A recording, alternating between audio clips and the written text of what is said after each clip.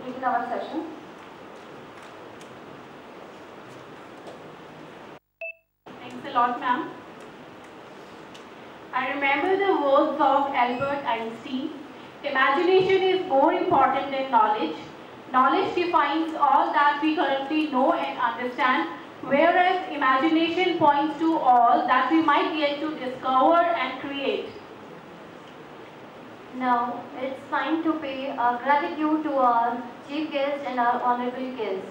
For this, I would like to request our director, Professor Sanjay Biani sir, to present a memento to our honorable chief guest, B.K. Mrityunjay sir.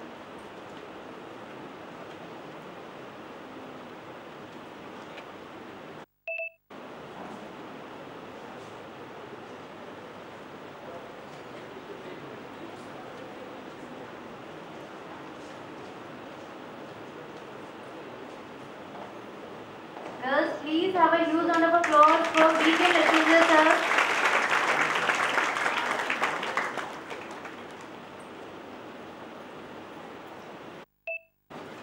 Please give him a huge round of applause. Thank you, sir. Thank you.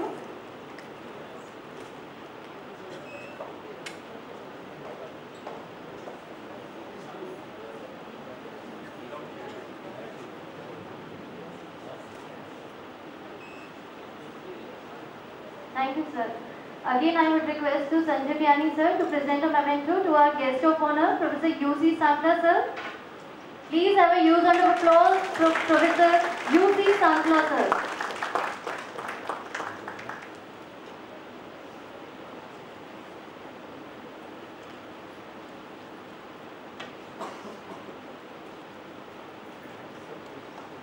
Thank you, sir.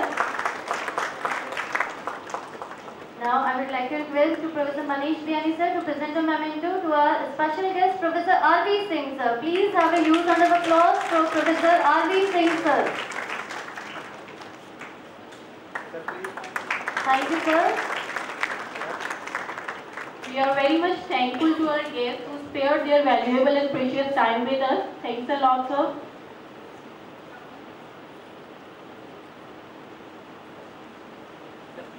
Please have a huge round of applause for departure time of our chief guest and special guest. Thank you, sir.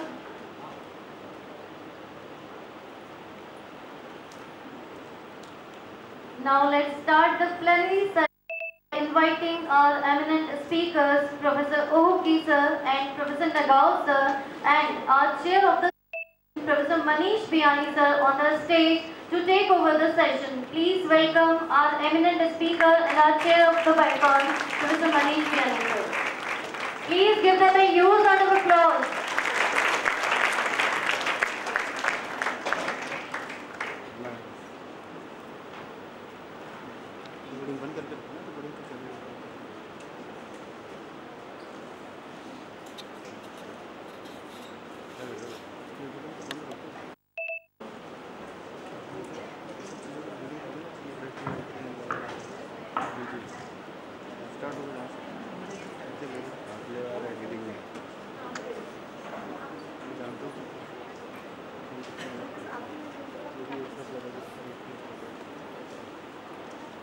So good morning everyone again. I'm going to start the plenary session for this day, and I'm two great scientists for this session, Professor Oki, spectral biologist, and I'm very thankful to Professor Oki because even just when I requested him to make the part of this event, and he was even on one request, he accepted my request and he came to join this event. Yes.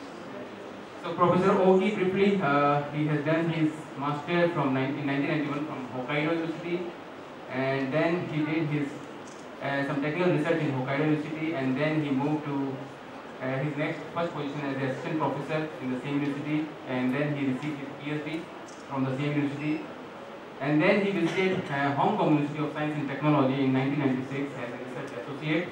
And then he did a wonderful work under a big project funded by JST, Japan Center of Technology, in the Tokyo Metropolitan University. And then he joined GEIST in 2002 as the associate professor. Until that, he is remaining working in the GEIST, and now he is a full professor in GEIST. And today, Professor Ogi is going to something because he is one of the very expert in the NMR protein. And today we are going to hear on the topic protein NMR from methodology to application. Young minds he is making a very, very wonderful talk, so you can understand the basic concept of NMR and how we can use in our structural study in our science. So I invite again Professor Oki, and please.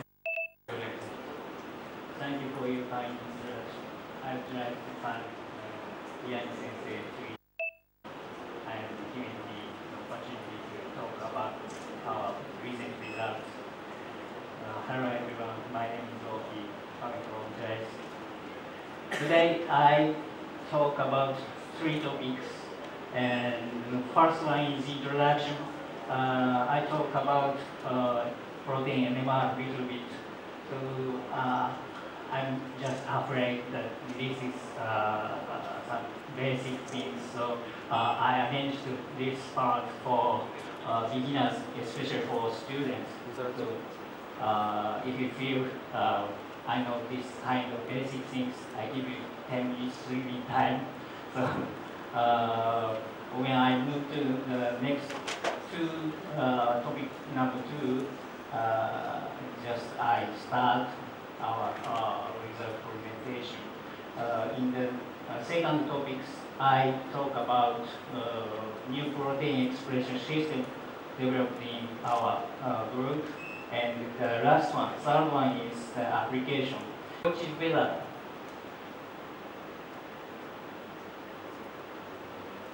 Sorry, which is better? This one is much better than this one. Higher resolution, higher sensitivity, and looks so nice baseline. Okay. So this is one-dimensional proton NMR spectrum of sucrose. It's small molecule, quite nice spectra is observed on 800 MHz machine. So everybody can analyze this kind of spectrum. So how about protein NMR? So this is a typical result of one-dimensional proton NMR spectrum of 16.7 kilodalton protein named calmodulin. Calmodulin is one of the famous calcium binding protein. We are using this protein for machine setting up. So as you can see, there are many peaks in this proton dimension. So do you want to analyze such kind of crowded spectrum? No, I don't want to analyze this kind of spectrum. Too many overlap peaks. So to overcome this situation, how should we do?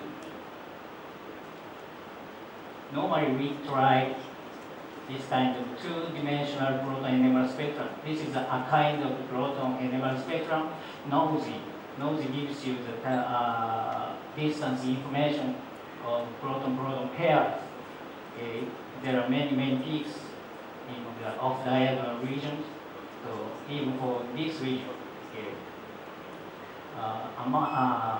This is methyl group region. We have still overlapping. So it is difficult to analyze this two-dimensional NMR spectrum. So too many peaks over too many overlap peaks again. So think about protein structure. This is protein backbone, and then CHCO, and then CHCO. Okay. This is one amino acid residues. Here is the side chain of residue I, and here is side chain of residue I plus 1. So now we are discussing only proton NMR. So there are many other atoms in protein structure, you know.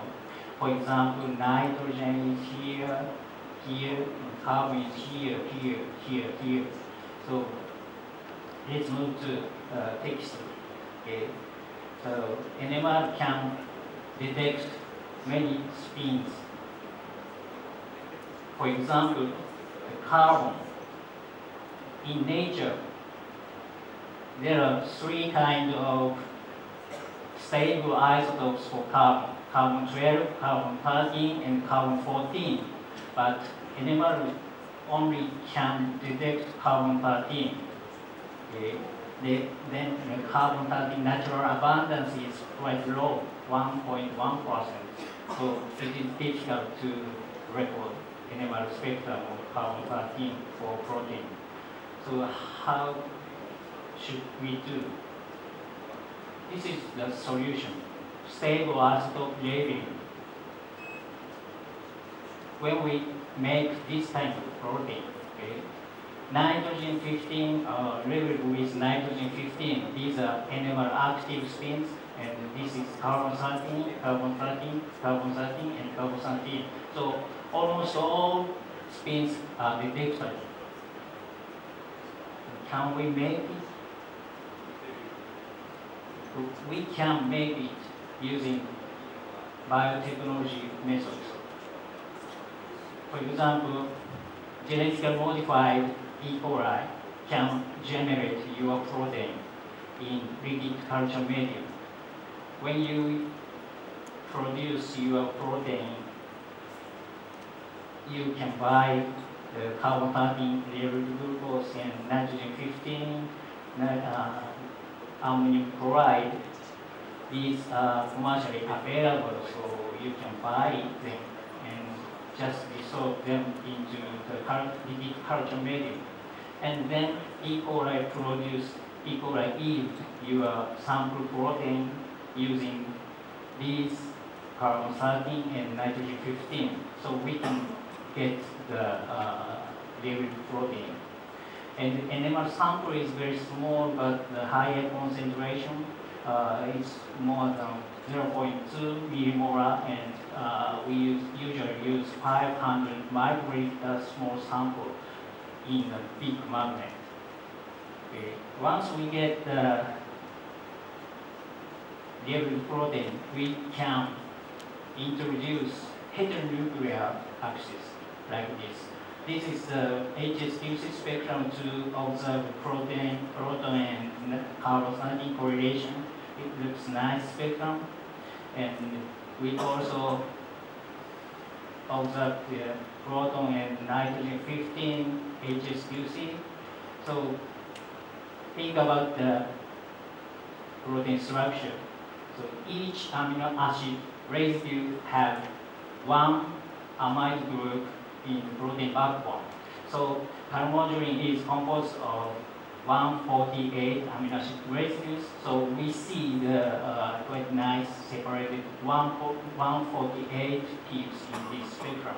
So one residue gives one peaks in this spectrum. So it is a very useful spectrum to check the protein folding or protein interaction. And this is the recent standard methods, triple resonance three-dimensional animal spectrum. There are many triple resonance experiments, and this is an example of 3D animal CBCH, These experiments give you the information, the correlation among them. C alpha carbon, C beta carbon is connected to the NH group of the proceeding residue. Okay. So this is the example of projection of proton and carbon 13 grains. So here is amide axis, here is aliphatic column.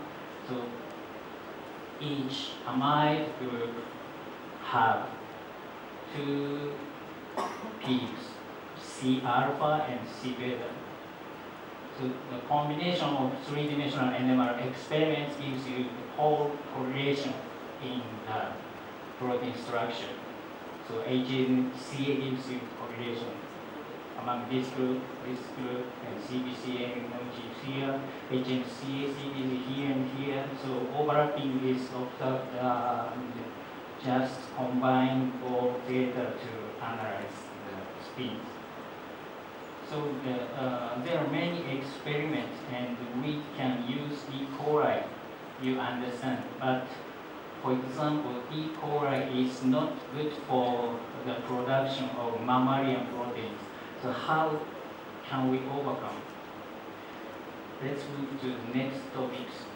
We developed the new protein expression system using plant cell. So there are many protein expression systems for stable isotope leveling. E. coli is the most major one, and bacteria, cell-free mammalian cells, insect cells, they are already reported, but nobody used plant cell for protein production for NMR sample. So we use.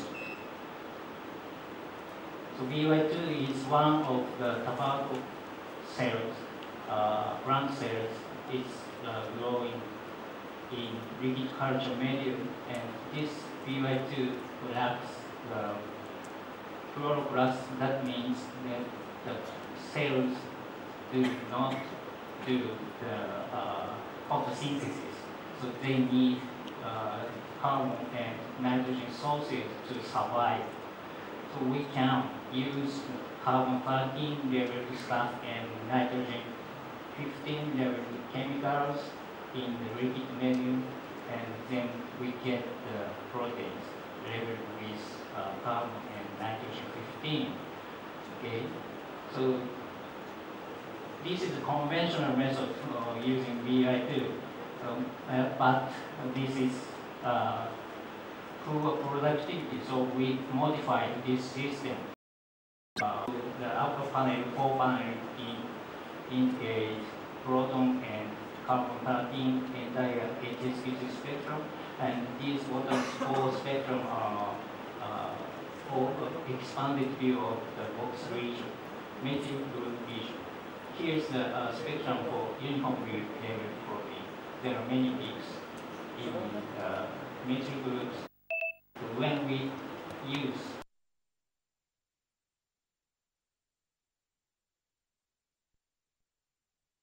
this isolation into the liquid culture medium, isolation is labeled like this. So this is a quite powerful method to reduce the peak number, the peak of protein. Okay, let's move to the third topic. Yesterday I joined the student program, and I realized some students working on plant system. So I switched these topics to the plant protein. Okay. So for this topic, I already published a paper in Nature Communication, and this actually is open access. It means free of charge. So after my talk, if you are interested in just access this site and download this paper and read it. Okay. The topic title, the enable structure of stomata reveals the basis of stomatal density regulation by plant peptide hormones. As you know, where stomata are pores on the surface of leaves, they exchange gas from plant body to atmosphere, or they get the CO2 from air. So for the long time, this is a big problem. How do land plants regulate stomatal density? So in year 2005, it's 10 years ago, a Japanese group found the small peptide EPF1 and EPF2. The plant scientists overexpressed EPF1 and EPF2 in the plant body. The leaves doesn't have stoma. So EPF1 and EPF2 are negative regulators for stomatal development, they say. Then bioinformatician searched the similar protein in the Arabidopsis DNA genome sequence. Okay. And they found 9 similar peptides in the database. And plant scientists checked the activity using knockout and knockdown plants, and they found this one increases the stomatal density. That's quite interesting thing. Okay. Normally, similar amino acid sequence had similar amino acid sequence had gives similar three-dimensional structure of protein, and then they show similar function, but this show opposite effect on the stomatal density. This is a control. These are overdose experiments. We produce and purify the stomagen and EPF2 and overdose on the leaves and just watch the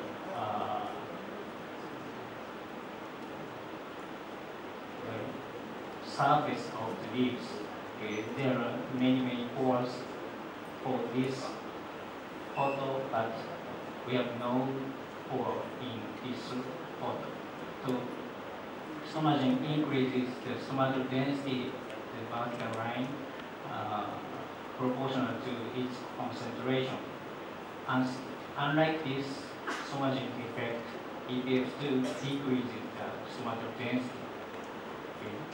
So we would like to know why and how. So we started the structure determination of stomagen using NMR. So it was difficult to prepare the stomagen NMR sample with E. coli because stomagen has 3 pairs of disulfide bonds. So it is difficult to produce E. coli by E. coli. So we used our new protein expression system with BICON, and we successfully get the animal sample. And we tried many animal experiments to determine protein structure, and we use many softwares to analyze them. And this is the result, one of the results of animal spectrum proton and nitrogen-15 HSQC.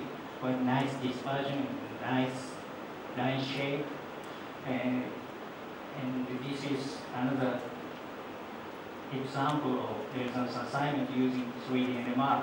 This combination of CBCS-COMH and HNCS-CV from isoleucine 33 to tyrosine 37. We see nice connectivity. Here's carbon axis, alpha carbon and beta carbon. Nice connectivity is observed. And this is important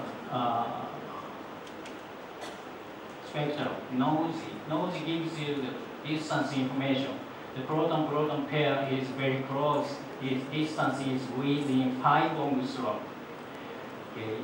This is downfield region of alpha proton, and here is schematic view of beta sheet.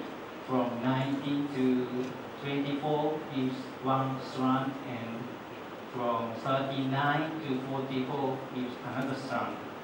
These are forming the anti-parallel beta sheet. In this beta sheet, we see the very close proton-proton pair here, here, and here.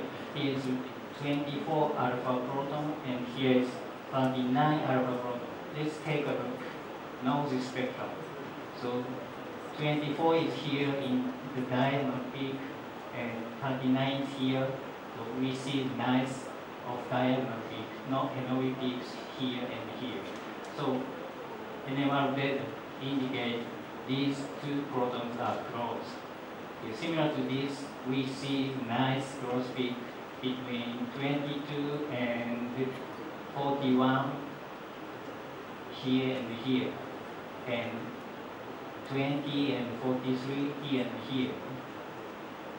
So by using such distance information, we calculated the 3-dimensional structure of stomagen. This is the result. This is the overlaid representation of 20 structures of stomachine. All heavy atoms are depicted. This is only backbone is depicted. 20 structures are overlaid. This is a real model of stomachine. Here is N-terminal end, here is C-terminal end. Beta seed is here and one-term helix is here. These secondary structural components are connected by 3 pairs of disulfide bonds. This is results of a kind of dynamics experiment. The vertical line indicates the stability of each residue. So larger value indicate the region is stable, but the smaller region, smaller value indicate the flex. Okay. So it doesn't work. I put the computer simulation results on here, but it can't work well. Try this one. No.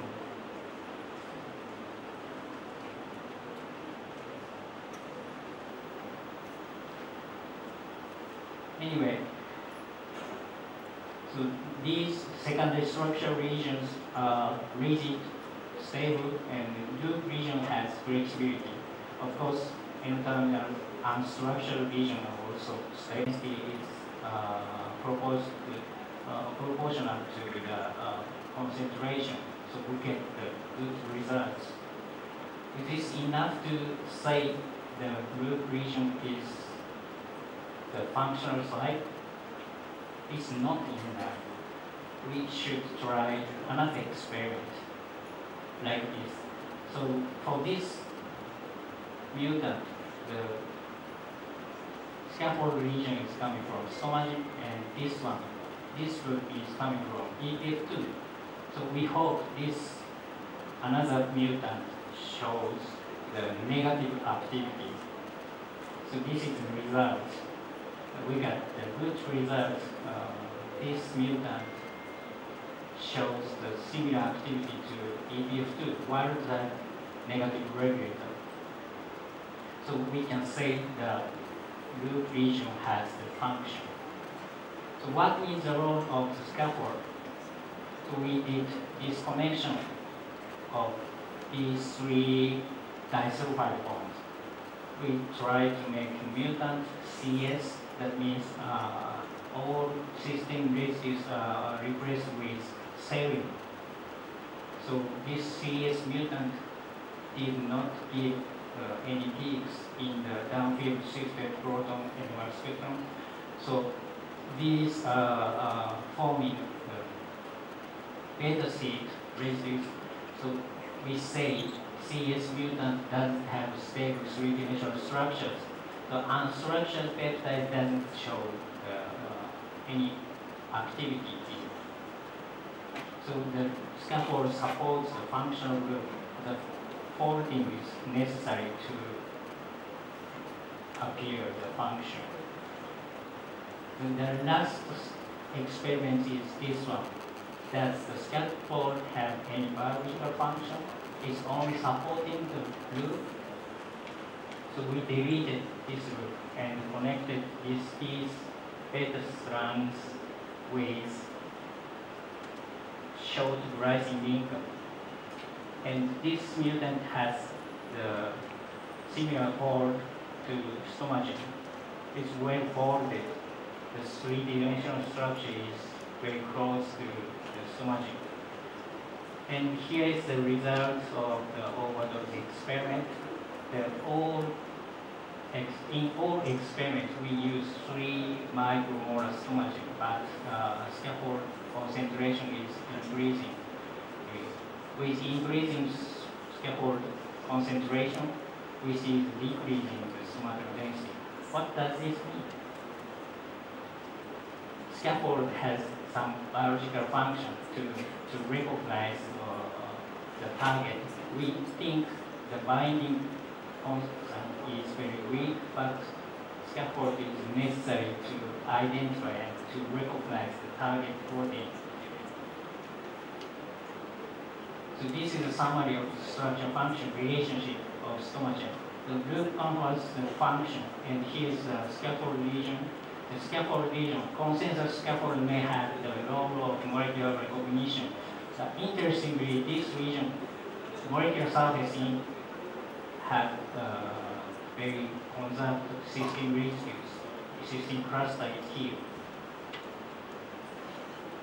So this slide shows the conclusion remarks of my talk. We developed a new protein expression system using BICON, and the new sample preparation technique provides a chance to study the new sample stomachain. And our results talked here indicate that structural biology is important for understanding the biological function at atomic resolution. So these are my collaborators and supported by these grants. And thank you very much for your kind attention.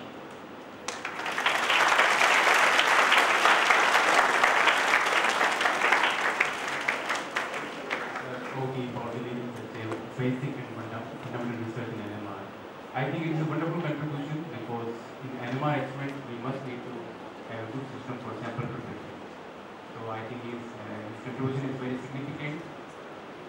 So now I would like to have a few queries from the young minds if you have.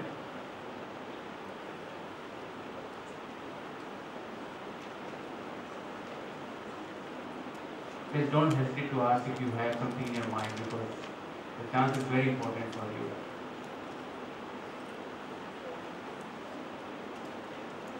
Or maybe you have chance in the breaks, in the lunch breaks, and we have tea breaks. So, Professor Oki, because just one basic thing to know, because these are the very best, I think these instruments must be very expensive and may not be easily available everywhere. So, in case if some of the students from this place wish to analyze their sample, do we have some facility in your center to analyze the sample and to make a transfer them? So your question is for beginners? Yeah, for if they can, if they have some interest to analyze their sample, or is there any possibility or opportunity for them to start collaboration or just label with nitrogen 15 only and take proton nitrogen 15 HSPC spectrum and to look the peak dispersion and intensity and so on. And if yes, we go to the further NMR experiment, and beginners can start analysis of NMR spectrum using the free software on your own computer. So I think there is opportunity for all of you if you wish to start, because NMR should be the extreme of the science. To know the ultimate structure analysis for biomolecules. And once you have, I think you can do wonderful science. So let's thank again to speaker Professor Oki for making this invited talk for this session. Thank you very much. So our next plenary speaker is Professor Yuki Nagao. He is also from Japan Advanced. Yes. Sir, please can I ask a question? Okay, now but we are okay. Okay, go ahead. Sorry, sir. Excuse me, sir.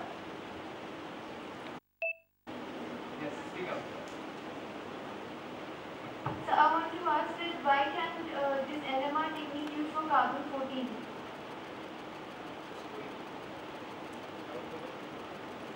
Why this NMR technique used for carbon 14? Why can't it be used for carbon 14? Well, time is limited. So do you know that quantum number and just try to go to the library and study physics. Okay. The keyword is spin quantum number. You got it? Spin quantum number. So these are the basic parameters that we use to analyze the atom. So okay, let me continue. Thank you again, Professor. Okay. So let's welcome Professor Nagao, briefly introduced because he is one of the experts in developing the fuel cells. And briefly introducing him, he did his master in 2003 from Sua University, and then he did his PhD in 2006 from QC University, and then he is professor in the Tohoku University, and then he leads a very big project, Presto. Presto is one of the prestigious award from Japan Sensing Technology. So he did a Presto project from 2010 to 2011, and then he became adjunct researcher in Kyoto University, and from 2011 to now he is working as a assistant professor in JAIS. So today Professor Nagao is going to talk about proton conductivity enhancement in organized thin films. So I request Professor Nagao to please start your lecture.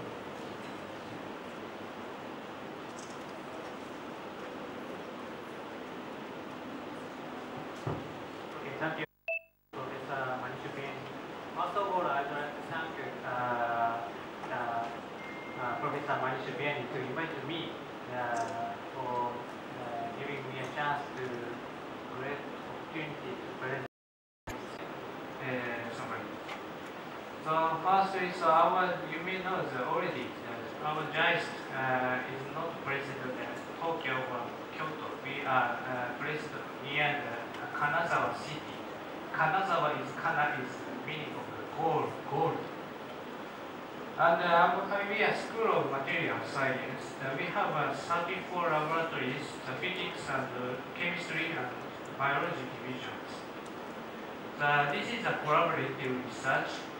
The energy conversions, semiconductor simulation, biodevice, artificial cell, liquid silicon, nanoparticles, artificial protein and DNA, solar cell, fuel cell batteries, lithium batteries, functional polymers, medical biomaterials, electronic device, organic electronics, nanocatalysts, surface and interface science, and single particle results. And also the Professor Oki also demonstrated you. We have a very good facilities. So STEM, so we can see the atomic resolution of the materials by using STEM hardware, and also that we can analyze the chemical composition using the XPS measurement. And also he already showed the 800 very huge NMR, and we have a 3 clean room. Okay, so let's go to the fuel cell. The hydrogen, we are investigating the hydrogen science.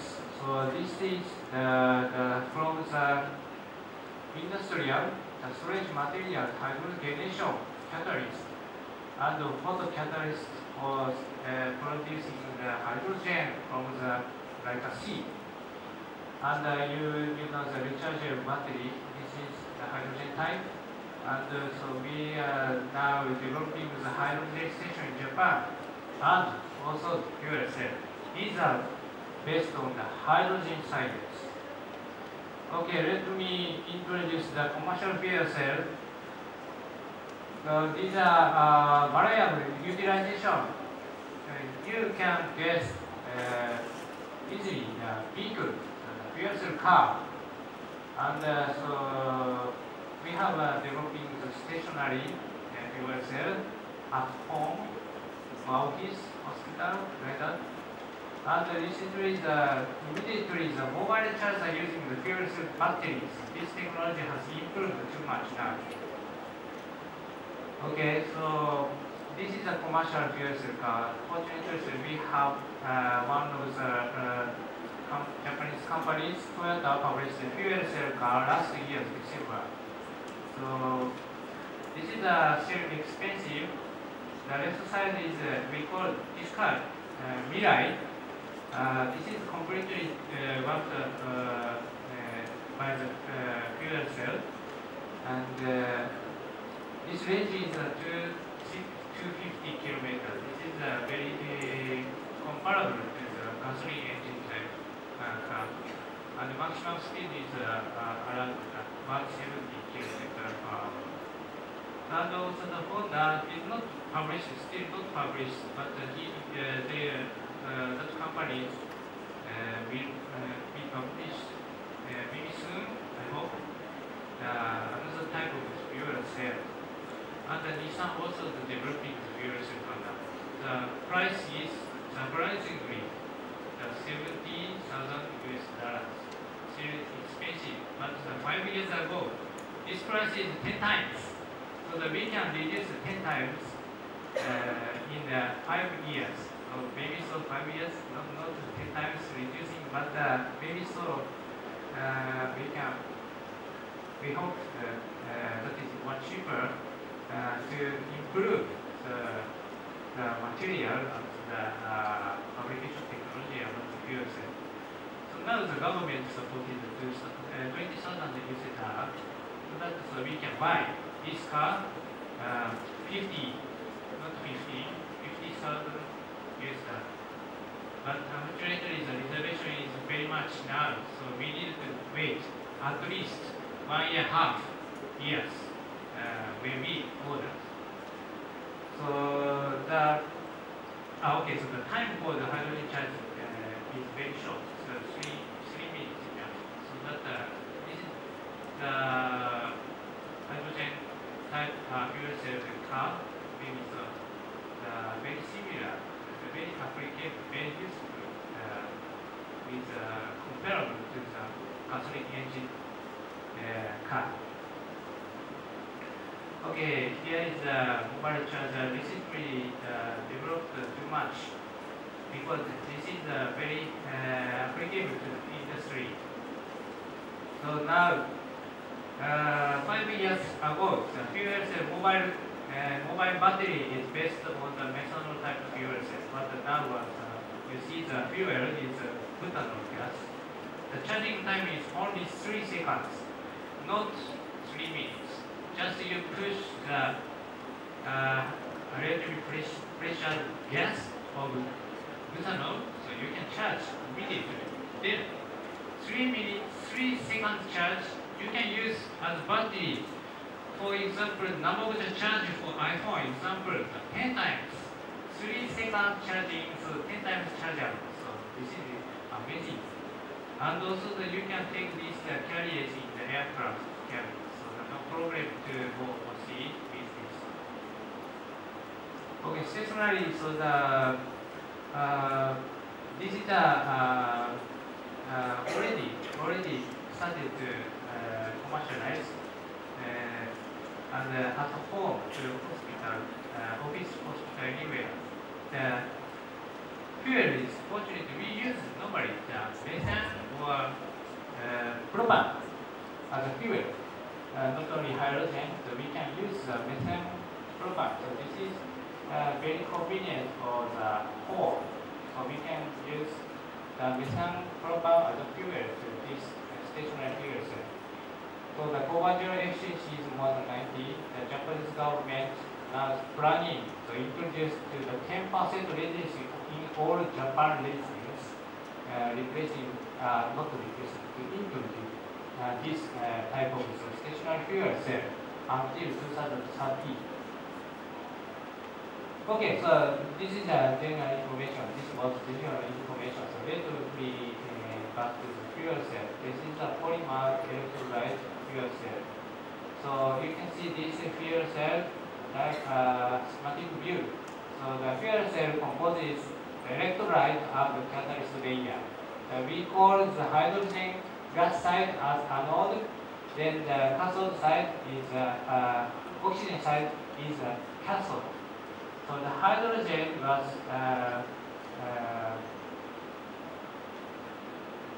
reacted on the surface of that black catalyst layer, then produce the proton. But today's my talk is proton is very important. The proton can be transported to this blue region, the electrolyte. This is membrane, so completely separated oxygen and hydrogen. And then proton transport to the cathode side, then meet the oxygen on the platinum surface. That is electrocatalyst. Then produce the water. So now proton transport is one of the key technologies. So proton transport is used in the electrolyte, this blue region, and you see that this is magnified three-phase bundle. That is reaction site of the fuel cell. Ah, nice, thank you. Okay, three-phase bundle here. You can see the white one is the platinum electrochemical catalyst, and the blue one is also the proton exchange membrane. Lampions normally to be used. I will introduce later.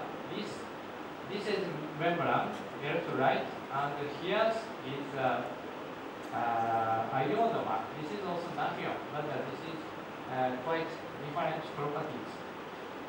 But anyway, so the proton transport is one of the key technologies.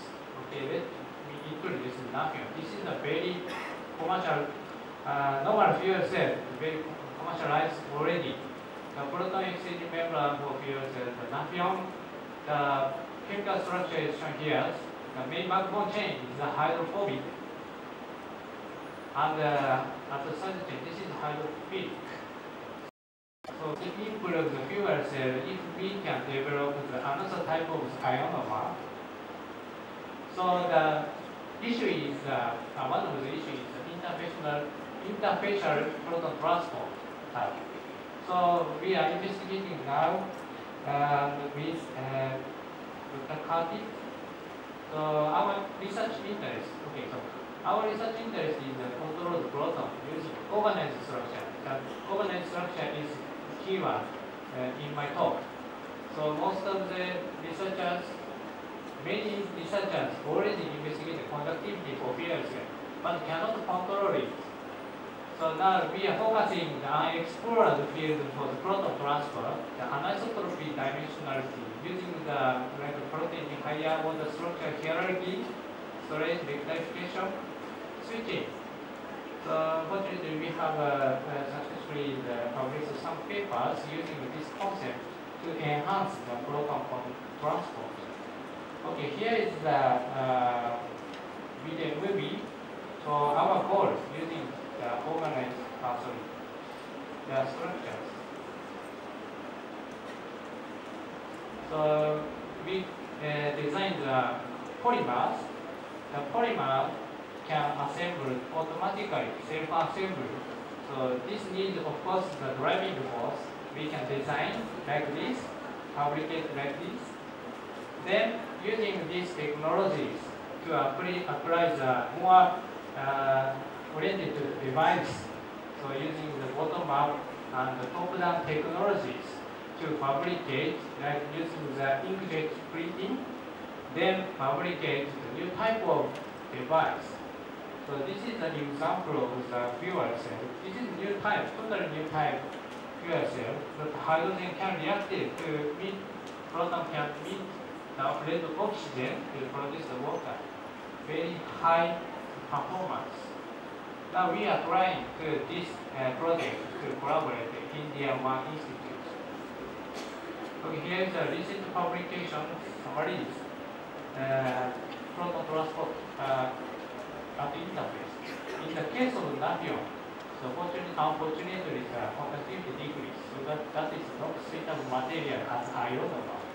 But we found the amide oligomers and the polypeptide. This is artificial polypeptide. And so today I would like to introduce the polyimide. This is highly increased proton conductivities if we are focusing on the interface.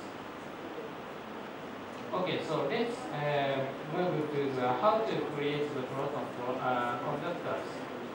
So So I would like to ask you, this is sulfonic acid. So is this acid?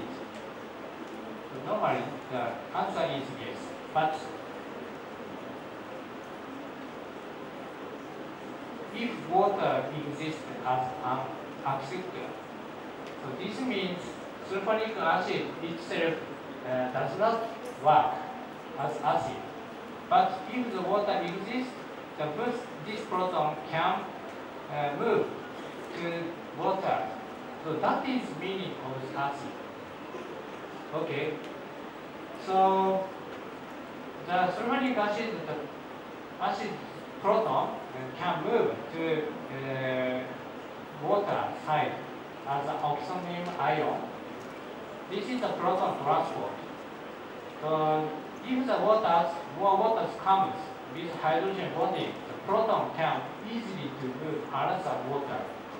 By using this concept, going to the proton goes through the hydrogen bonding system with water molecules and come back easily to the sulfonic acid side. So this is the proton transport. Now, so you have a concept this, so that you can make a proton conductors by using this concept. So here is the schematic view. Sulfonic acid and water. The sulfonic acid is a donor, and the water is acceptor. This proton can be received by the water. This proton, white one is a proton. Then if you can arrange this, maybe you can have a highly proton conductive material. So if we can make a nanochannel, water nanochannel like this, so donor layer, acceptor layer, donor layer like this, maybe the high proton material, but you need to bond each other. So we need to introduce polymer. So this is needed to bond.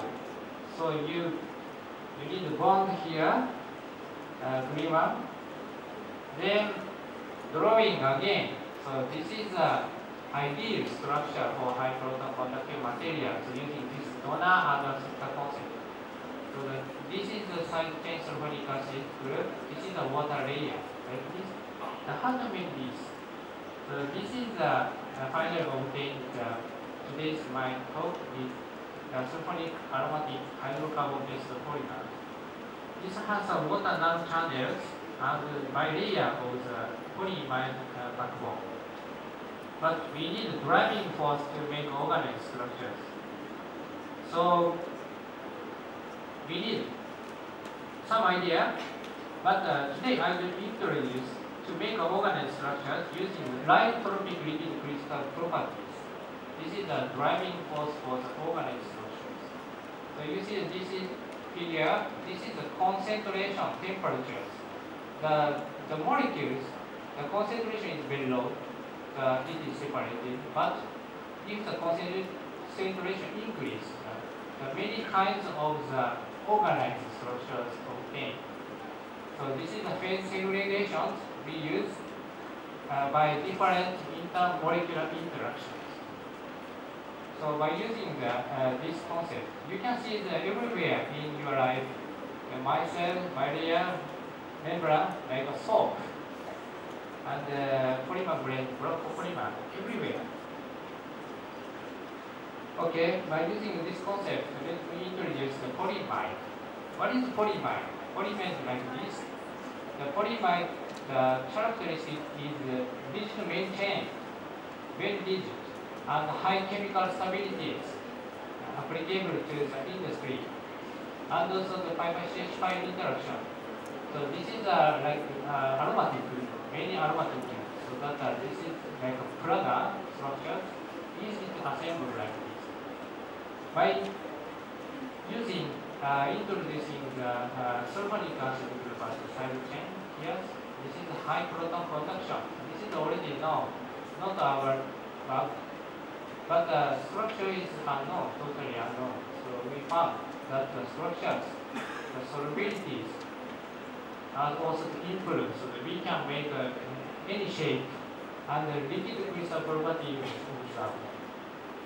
To make a thin film, it's a very easy technique. So using the plasma cleaning to make a hydrophilic surface on the substrate. Substrate is shown here. Like this. This is hydrophilic. This is water. And the spin coating, so that we can fabricate very good thin film. The thickness is around 500 nanometers. Okay, to confirm the organized structures, so we can use the RNG inside. This is relative humidity inside, grading incident, small angle X-ray scattering. This is an example of the polyimide case. This is not ours. Without sulfonic acid group here. So the X-ray comes here. This is thin film. The scattering to the two-dimensional imaging. So we can see this is the out of plane direction. This is in plane direction. So Professor Ando suggested from this data so that this polyimide might be organized structures, like using the liquid crystalline properties. This is the actual our data with sulfonic acid group. So you can see the two-dimensional and the dry condition, humidified condition. This is in plane. In plane means here, cross-sectional. Then out of plane is this direction. So you see the black and red, 0% humidity dry to the increased humidity, red one. But the in plane diffraction does not change. But out of plane cases, so this is different. From the dry to the red one, so you see that this peak amorphous structure, so that we can have a chance to control the proton. So using an isotropy dimensionality switching rectifications like this, so that we are trying hard now to investigate, to develop this new type of proton transport material. So let me summarize. For developing the hydrogen science, one is to improve the fuel cell performance. New concept using the organized structures has been established. So this is already established. And successfully synthesize organized structure to polyimide using the diotropic liquid crystal properties. This is the first report to how the proton transport very high using the organized structures. And this is the value is very high, high proton conductivity. This is comparable to the liquid 1 molar hydrogen chloride, very high acidic condition. But that is CP, not liquid. Okay, I would like to acknowledge Dr. Kartik Krishna and my student, Shinya Tsuyuki, attended this nice conference. So he has a poster. So please, if you are interested, please go to his poster. I'd like to thank some research budget. Here is my research group. Half are international. We welcome you if you want. So unfortunately, I don't have any experience to receive Indian students. We have already 2 Bangladesh near your countries. Very nice students. So please, thank you very much.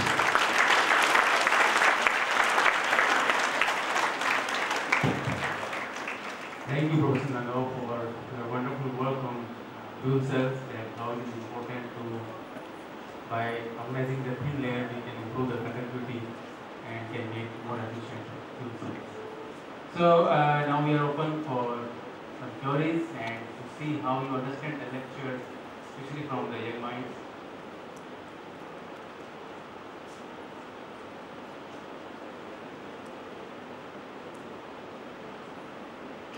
Anyone?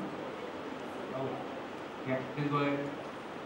Sir, my question is, why do we use only sulfonic acid groups for proton conducting devices? Sorry, what kinds of acid? Sir, why do we use only sulfonic acid groups for proton conducting devices? Using the sulfonic acid group, then What do you want?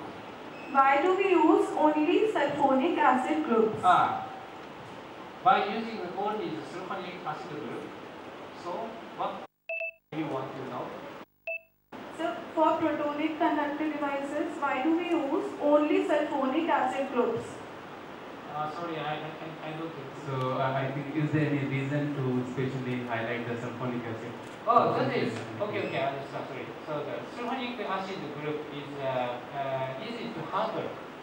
One important thing with sulfonic acid is very strong acid, but need water for strong acid. So this is a good demonstration how assembly between the sulfonic acid group and water. So sulfonic acid group, you may know, if we have the sulfonic acid group, sulfonic acid itself, that is not acid. So any harmful. But once dilute sulfonic acid, that is acid. That means the using the water and sulfonic acid group, that is very important for highly proton conductive material. Because in the case of the fuel cell, so normally, sorry, this is another slide I cannot control. May I control this, my computer?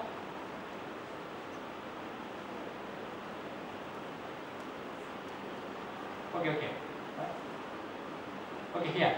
So this is the conductivity.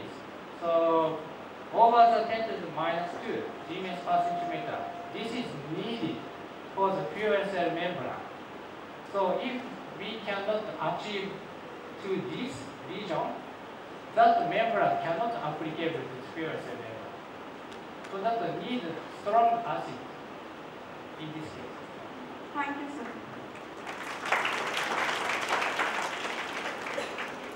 So I think Professor Nago will be here till 2 o'clock, or if you have chance in break times, please catch him. I'm sorry, I should leave here. So if you have, if you want to talk with me, so please immediately. So let's thank you again all the speakers, Professor Oki and Professor Nagao, to make it very informative and very specific things. And before I leave my desk, I would like to share two good news with all of you. This year, JICE has selected 2 young students for the doctoral course, and I think both are here, Kirti Sharma and Kushwa. So can I ask for you to come here? These both, actually I want to show you that what efforts they have made.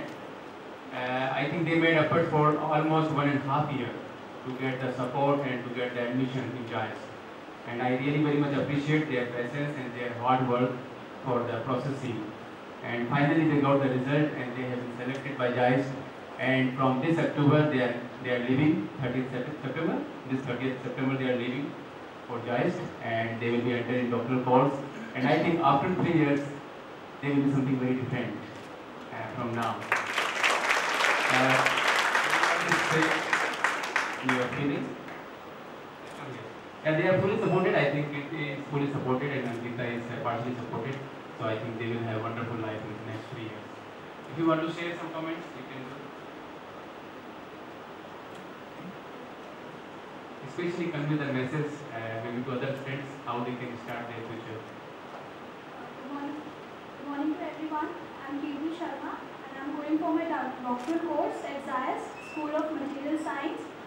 My guide will be Professor Yuzuru Takamura, and I'm very much thankful to Professor Manish Vyani sir. He has guided me and he has actually shown me the path on which I'm working, and I've got the Max scholarship, which is basically the Japanese government scholarship, and I'll be working there for 3 years. Thank you. Good morning everyone, I'm Ankita. Actually, being science students, we all know that research and innovation is for the betterment of our world. So, for our students, it is very essential to identify what are the key features that we are really interested in, and then we should approach our guide. So even in BIANI, we have a very good atmosphere for research. We can approach our director sir of research directly, and we can share our views about what are our topics of research that we have interest in. So similarly, even I had done so, and then sir, very thankfully to him that he guided me and he supported me a lot. And there were many things that I did not know about research. I didn't have a very broad exposure. But after consultation with him, I came to know about JICE, I came to know about School of Material Science, I came to know about my lab. So I think it is very important for all of you. The first, I can give you the first thing is to identify what is your topic of interest, and please go and consult some of the faculty and teachers, and I think they can guide you better. Thank you. Thank you both of you. I wish you will time, and after 3 years you will contribute for your nation with your research. So I appreciate all the young minds because I think in my PhD is the minimum qualification for a science student. So please have good motivation to start your journey till the doctoral course in some good research institution. And I am always here to help all of you as much as I can. So thank you again all the speakers, Professor Oki Nagao, to make this presentation, and now I would like to close the session. Thank you very much again.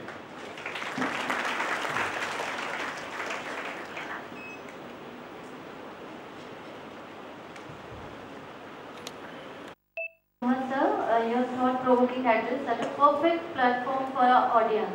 Once again, we pay our great thanks to Professor Oki and Dr. Nagao, who have shared their valuable knowledge with us today.